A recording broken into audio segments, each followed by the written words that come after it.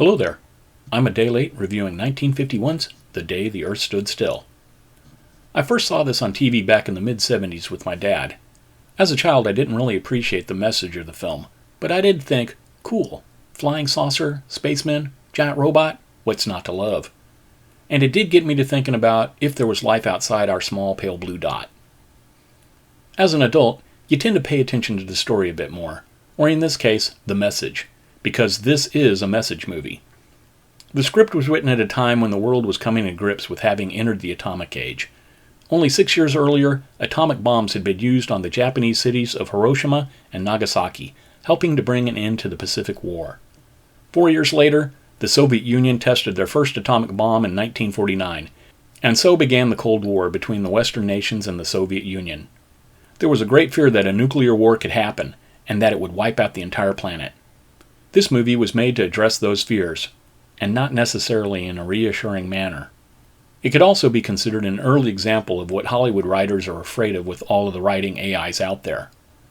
Movie producer Julian Blaustein had an idea of what he wanted, but rather than actually doing the hard work of writing a story himself, he read multiple short stories to see if he could find something that could be used as a jumping-off point for what he wanted to do. He found a short story called Farewell to the Master by Harry Bates, which reads like a Twilight Zone episode, and then hired Edmund North to cannibalize that story for a screenplay more to his purpose. What we ended up with is a story about a spaceman named Klaatu, who has been sent to Earth as a representative of whatever their other races are out there in the galaxy. They've been aware of Earth for a while, and much like the Federation Prime Directive from Star Trek, they have not interfered with our development. Until now, that is. So what's changed? The advent of atomic weapons and advances in rocketry. The galactic community is now worried that we might advance out into space and bring our aggressive ways with us. And so Klaatu comes with a warning. We're welcome to stay on Earth and do as we will, but if we venture out into space, warlike behavior will not be tolerated. Any aggression beyond our planetary confines and Earth will be destroyed. He gives a demonstration of their power to show that it isn't just an idle threat. With the warning issued, he says that we await your answer and then leaves. So short review, I like it. The movie is a classic for a reason. It's well told, the actors do a good job, the effects are really good for the time and hold up well. There's tension and drama, and it's even rated G, which means it's family friendly. But be warned, however, even though it has a giant robot enforcer, it is not an action movie. Oh. This is a thoughtful science fiction film and not a shoot 'em up. Check it out. Long review. Are you ready for a message from space? As usual, spoilers ahead. Our movie opens with the radar station tracking a UFO moving at high rate of speed across the South China Sea, then India, Italy, and the UK. It finally arrives above the east coast of the United States. The object slows and then lands on several baseball fields in Washington, D.C. Curiosity seekers come to the city to see what it is. It's a flying saucer. The National Guard is called out and several hundred troops armed with rifles, machine guns, howitzers, and even tanks surround the alien craft. I would like to point out that if any shooting starts, it's probably not a good idea to have the public there to get caught in the crossfire. Oh look, kids. Well, let's hope no one has any itchy trigger fingers. The 50s were definitely a different time. A ramp extends from the craft and a door opens. A humanoid emerges from the craft and holds out a hand, saying that he comes in peace with goodwill. So of course the military all ready their weapons. Oh Hollywood, never change. The figure then draws a tube from his tunic and walks towards somebody who looks like he might be in charge. As the alien nears the soldier, he presses a button and the tube flares open. Startled, another soldier shoots the alien, wounding him. So much for the itchy trigger finger. The soldiers then gather around the alien to see if he's hurt. Suddenly they notice a large robot standing on the saucer. It walks down the ramp and stands at the foot of the saucer. Everyone backs away. The robot's visor then opens up and we get a little pre-Cylon action. A beam shoots out and vaporizes several soldiers' rifles. Then a tank and several artillery pieces. Interestingly enough, none of the soldiers open fire in response to this. Now, when it would be appropriate. They're just going to wait until it destroys all their weapons. A small battle would be a good way to demonstrate what we are told later, that the robot is made from a nigh indestructible material. Of course, filming a battle would undoubtedly cost some money, and I'm sure it could be argued from a story point of view that the military was concerned with collateral damage since the public is there. But then this goes back to my point about why is the public there? If you're afraid that things could go sideways and you have a company of soldiers with their weapons at the ready, having a crowd of civilians standing 20 feet behind them is a bad idea.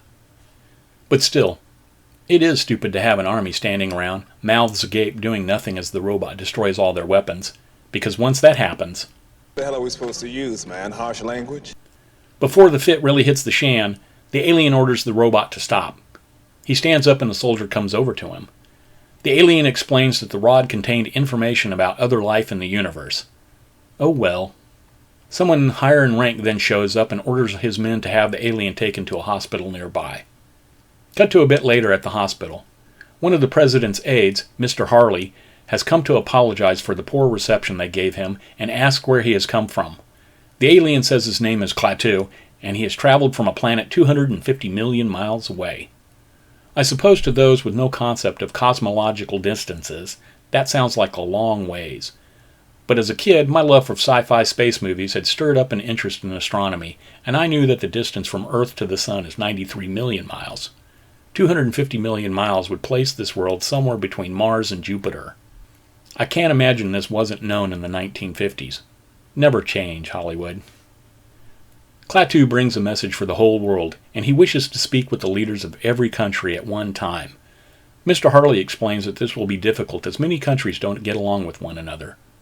And here's where I find Klaatu's stubbornness to be a bit irritating. He refuses to share what his message is about. He will tell it to everyone at one time or no one at all. And as we find out, the message isn't something that would change the power dynamics or political realities of the world.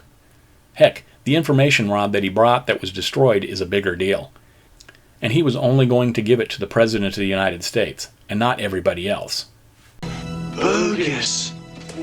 Meanwhile, at the landing site, the military is trying to examine the spaceship and the robot in some rather potentially destructive ways. Klaatu isn't dead. He is an ambassador from another world, and presumably he's going to want to go home at some point. And here they are trying to cut pieces out of his ship. Sorry about that hull integrity. We didn't think you would need an airtight ship in the vacuum of space. This is where we learn that they are both made from a substance harder than anything else on the world, and they are unable to even scratch the surface. Whoa. Back at the hospital, several doctors are conferring over test results. It turns out that Klaatu's internal organs and structures match with humans. Plus his gunshot wound is completely healed thanks to a salve that he has put on the wound after the surgeon removed the bullet. And here's another problem that sticks out. He gives the salve to one of the doctors. Not representatives of doctors across the world, but just one in the United States. As if this new discovery wouldn't alter the fabric of society. Having advanced healing medicine might make the U.S. more inclined to be belligerent, as they would be able to heal more of their troops versus other nations. But whatever, can't deliver that warning yet. Mr. Harley returns with news from the President. It's as he feared. The Soviets won't come to America, and the Western powers aren't interested in traveling to Russia. Klaatu is disappointed to hear this, but refuses to reveal his message to just one nation. He suggests that he be allowed to get out amongst the public to see if he can get a better understanding of Earth's stubborn attitudes. Pot meet kettle. Mr. Harley says that would be a bad idea and tells him that their military people have asked that he stay in the hospital. Mr. Harley then leaves and Klaatu hears them lock his door. Later that evening, the guard on watch discovers that Klaatu has somehow gotten out and the search is on. Faster than it can be realistically expected to happen, newspapers come out warning the nation that the man from Mars has escaped. Next we see Klaatu walking along a street with a suitcase in hand. Apparently he liberated it from the hospital for a set of clothes. As he's walking along, we hear radio and TV broadcasts calling for calm and reason that they are so famous for to this day. Klaatu comes to a boarding house that is advertising rooms for rent and decides it's as good a place to stay as any. Inside, the tenants are watching the news broadcast about the alien hunt when young Bobby notices someone standing in the alcove. The group look concerned and turn off the television. Young Bobby asks if he is with the FBI, and Klaatu says no. He's just looking for a room to rent. Everyone breathes a sigh of relief. Ms. Crockett is the landlord, and she introduces the group to Klaatu, who gives his name as Mr. Carpenter. She then shows him his room, which is on the second floor. The next morning at breakfast, everyone is gathered around the table enjoying their meal and listening to someone on the radio theorizing about where the alien is hiding and what dangers he poses. Mr. Carpenter rolls his eyes and then notices an interesting story in the paper. World-famous scientist Jacob Barnhart has invited scientists from around the world to come to D.C. to study the flying saucer. Aunt Bee from the Andy Griffith Show has her husband turn off the radio because she's getting upset and it's distracting her from reading the newspaper. Everyone around the table then discusses the alien. Most are concerned that the alien is up to no good. All but Miss Benson, that is. She thinks it's understandable that the alien might want to keep a low profile since the first thing that happened to him upon arriving on Earth was getting shot. By the authorities, no less. Bogus. She asks Mr. Carpenter what he thinks, and he says that the alien might want to get to know what the people of Earth are like before making a decision on what he is going to do. Then Mrs. Crockett tells Ms. Benson that her date, Mr. Stevens, is here. She goes into the parlor and is happy to see him. Only problem is that she doesn't have anyone to babysit her son Bobby. She wonders if they could take Bobby along. Mr. Stevens half-heartedly agrees, but Mr. Carpenter says that he doesn't have any plans for the day and would be happy to babysit. Ms. Benson's a little reluctant as she doesn't know Mr. Carpenter very well, but Mr. Stevens thinks it's a grand idea. Excellent. Not much later, we see Mr. Carpenter and Bobby taking in some of the sights around D.C. One such site is the Lincoln Memorial, and Mr. Carpenter is impressed by the words written on the monument. He asks Bobby who the greatest thinker in America would be right now. Bobby says that it would be Professor Barnhart, which is lucky as the good professor lives in D.C. Bobby then asks if they can go see the spaceship, and Mr. Carpenter agrees. At the landing site, the spaceship and robot have been cordoned off by a rope. The public has to stay behind it while the military is erecting lights and fences. After a bit, Mr. Carpenter asks Bobby if he would like to go meet Professor Barnhart. Bobby agrees, and apparently he knows where the professor lives, so he takes Mr. Carpenter to that house. Oh, how convenient! Once there, nobody answers the doorbell, but Bobby looks into the professor's study, and he sees a blackboard with some very advanced math on it. Mr. Carpenter says that the equations are regarding celestial mechanics, but the professor is on the wrong track. Bobby starts to leave, and Mr. Carpenter opens the French doors into the study so he can help the professor's math. As he's adding to the formula, the professor's secretary shows up and wants to know what they are doing there.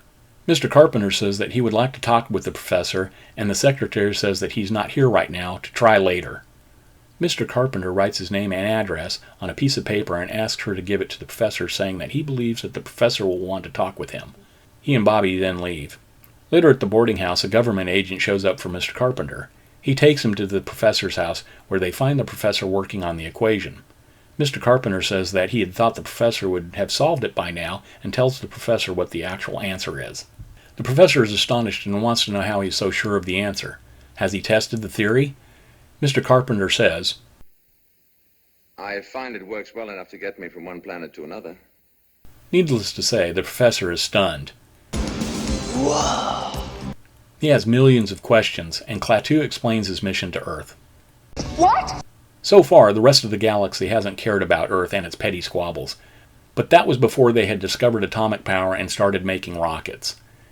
It is believed by the rest of the galaxy that it won't be long before Earthlings travel out into space, and while travel is fine, the warlike ways are not wanted.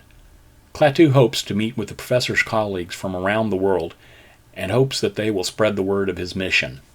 He explains that the intergalactic community has the power to destroy Earth if we get off the planet and are violent. The professor is impressed by the seriousness of the threat and asks if Klaatu could give a demonstration of his power before the meeting with his colleagues. Something peaceful, but impressive enough to demonstrate the seriousness of their situation. Klaatu says that he will be happy to. He says that he will do it in 2 days' time at noon.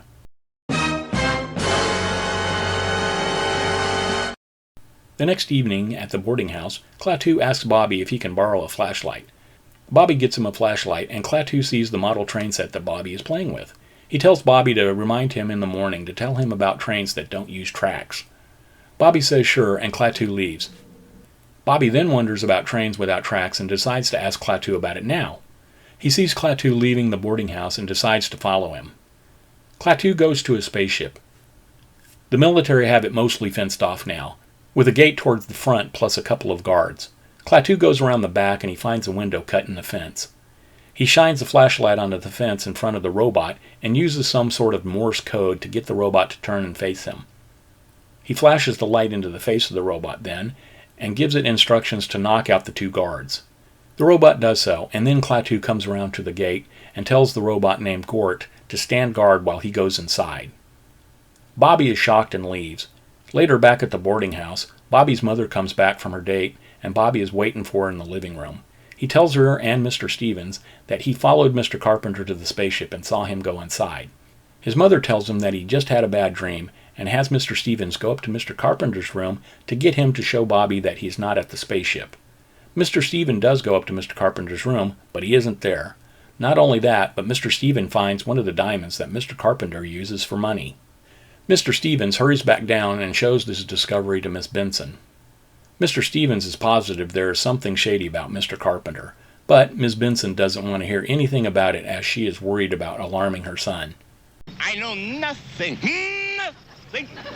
The next day at work, Miss Benson is about to go to lunch when Klaatu shows up. He wishes to speak with her, but she is very nervous. He convinces her to talk, and they go to an elevator away from the rest of the staff. Klaatu says that he wants to be honest with her to earn her trust, and then the elevator shuts down. Miss Benson is worried, and Klaatu asks her what the time is. She looks at her watch, and it says 12. Klaatu tells her that they will be stuck together in the elevator for 30 minutes. He says that the electricity has been neutralized across the planet for the next half hour. Miss Benson says that Bobby was telling the truth last night, wasn't he? Klaatu replies yes, and then we see things stopped all across the world. Next up, we see Professor Barnhart in his study. He is amazed. His secretary, on the other hand, is shocked. The whole city has shut down. He asks her if all the arrangements for the meeting later that night are in place, and she says yes. He then asks her if this power outage has scared her, and she admits that it does. He is satisfied that this demonstration will be very effective. Meanwhile, at the Pentagon, we get to see a report on what is happening. It turns out that everything is shut down except for things that were imperative to have. Planes in flight, hospitals, that sort of thing. They have no explanation for what is happening either. Be afraid. Be very afraid. Also during this time, Mr. Stevens has taken the diamond to be examined. The jeweler says that it is quite exquisite and offers to buy it, saying that he has never seen anything like it before. Mr. Stevens declines the offer and then leaves. We then cut back to the elevator. Klaatu has explained everything to Ms. Benson because it's imperative that he make it to that meeting with Professor Barnhart and the other scientists. She promises not to tell anyone, but she says that Mr. Stevens might be a problem. She then calls his office, but he isn't in at the moment. Back at the Pentagon, a colonel reports that the robot had moved during the night, and so the military have encased it in a new plastic that's supposed to be stronger than steel. The head general then says that they are going to intensify the manhunt. They're going to lock down the city, and they no longer care if they take Klaatu dead or alive. Elsewhere, Mr. Stevens finally comes back to his office and has his secretary call the Pentagon. He wants to talk to whoever is in charge of the hunt for the spaceman. Seconds later, Ms. Benson arrives, and the secretary sends her into Mr. Stevens' office. Mr. Stevens tells Ms. Benson that he had the diamond checked in several places, and no one has ever seen anything like it on Earth. He believes Bobby, and he says that Mr. Carpenter is the spaceman. She tells him that she knows, and asks him not to tell anyone. She says that it's very important that he keep quiet about it. He shrugs her off, saying that it's his duty, and that he will be rewarded handsomely for it. Ms. Benson is shocked to see him in this light. He tells her that she will feel different when she sees his picture in the paper. Fortune and glory. Horrified, she leaves. Mr. Stevens then tells the Pentagon where the spaceman is staying. The Pentagon then gets all their forces headed towards the boarding house. Ms. Benson gets there first, and she and Klaatu escape just before their military arrives. Missed it by that much. And now the chase is on. The military has units throughout the city, and they spot the cab with Klaatu and Ms. Benson. Seeing that they have been discovered, Klaatu tells Ms. Benson that if anything should happen to him, that she has to go to Gort and say, Klaatu Barada Nikto. She repeats the words, and he tells her that it's very important that she remember them. They then run into a roadblock, and Klaatu tries to make a break for it on foot. He is gunned down, and Ms. Benson comes over to him before the soldiers do. He tells her to get the message to Gort right away. Klaatu is then swarmed by soldiers, and Ms. Benson sneaks away and onto a subway. At the saucer, we see Gort encased in the plastic block. The top of the block starts to glow, and the troops guarding the area step around to see what's going on. The plastic is being disintegrated, and the troops aim their rifles at Gort and slowly move towards him. Once half the block of plastic is gone, Gort opens his visor, and the I-beam shoots out, vaporizing both of them. Shit just got real. Ms. Benson arrives shortly thereafter and sees the plastic block vanishing. She's scared, but she approaches the robot. Once all the plastic is gone, Gort starts to walk towards her. Frightened, she backs away. She trips and falls as Gort advances. His visor rises once again, and the I-beam is powering up when she remembers to say the words. The I-beam shuts down, and his visor closes. Gort then picks her up and carries her into the spaceship. With her safe in the spaceship, Gort then leaves. Cut to a police station where they have taken Klaatu's body. We see the head officer reporting to the Pentagon that Klaatu is dead and in custody. At the cell holding Klaatu's body, we see Gort come up to the barred window. He then vaporizes a big hole in the wall and retrieves the body. Now, how an 8-foot-tall silver robot managed to saunter around unseen in Washington, D.C. is anyone's guess. He then takes the body back to the spaceship. Once again, no one sees anything. Maybe it isn't so unbelievable after all. Once inside the spaceship, Gort places the body of Klaatu in a machine as Ms. Benson looks on. Outside the spaceship, the group of scientists have gathered for their meeting. A military officer drives up and he asks them to move on as the robot is on the loose. Back inside, Klaatu awakens. Ms. Benson is shocked. She thought he was dead. Klaatu says that he was, and that this is only a temporary revival.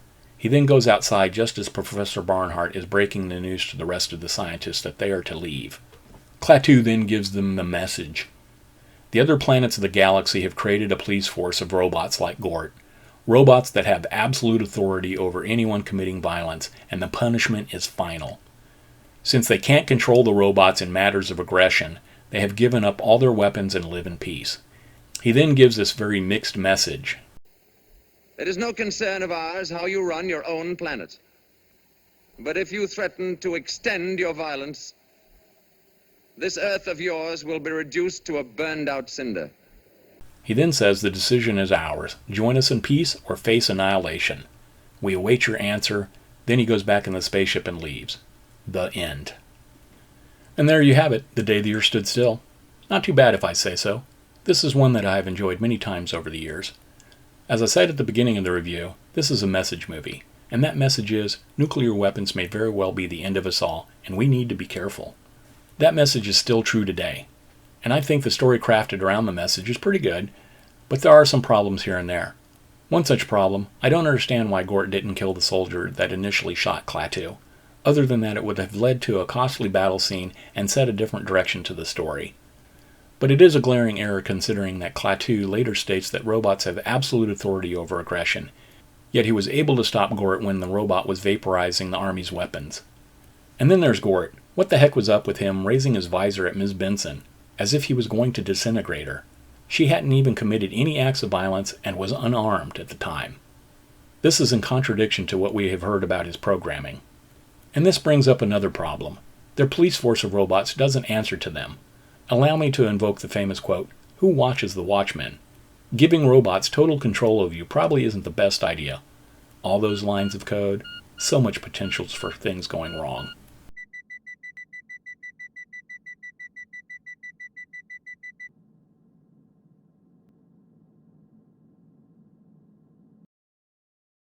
The ending message is a bit sloppy as well.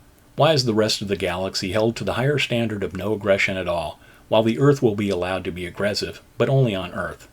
This smacks of the soft bigotry of low expectations to me. You know, those people. They are so uncivilized and can't act any better. That didn't sit very well with me. And then there was Klaatu's stubbornness about giving the message to everyone. He tells it to Miss Benson because he doesn't want her to turn him in to the authorities, and he wants her to understand how imperative it is that he gives the message to the world. So why didn't he tell it to the president? Once the president understands its import, he might be a little more motivated to make a meeting happen with the rest of the world leaders. And later, if Klaatu had the ability to turn off the power around the world, why couldn't he just broadcast over the TV and radio waves of the world? It would certainly give him access to a larger audience than just world leaders or a group of scientists from around the world. Of course, that would lead to a vastly different movie. What's one to do? I did like the final admonition, join us in peace or face annihilation. It implies that the robot police force will wipe out the planet, but it can also be taken as a warning about nuclear war instigated by our own short-sighted and reckless leaders, which is something to keep in mind when looking at the world today. And then there's the score by Bernard Herrmann. Fantastic. It is appropriately otherworldly and creepy at times to help reinforce the alienness of our alien and to ratchet up the tension. Good job. The movie was directed by Robert Weiss, best known for this, West Side Story, The Haunting, and The Sound of Music. He does a fine job, but his camera work is a bit static. There is camera movement, but it isn't as overused as it is in films here in the 2020s, so the film might be a struggle for the ADHD generation to watch. The movie was written by Edmund H. North, based on the short story by Harry Bates. North is best known for In a Lonely Place, The Day the Earth Stood Still, Sink the Bismarck, and Patton. It's a flawed story, but it works for the most part. The movie stars Michael Rennie, Patricia Neal, Billy Gray, Hugh Marlowe, and Sam Jaffe. They all do a good job, but the material doesn't really demand too much from them. Its budget was $1.2 million, and its box office was $3.7 million, so even with Hollywood accounting, it turned a profit.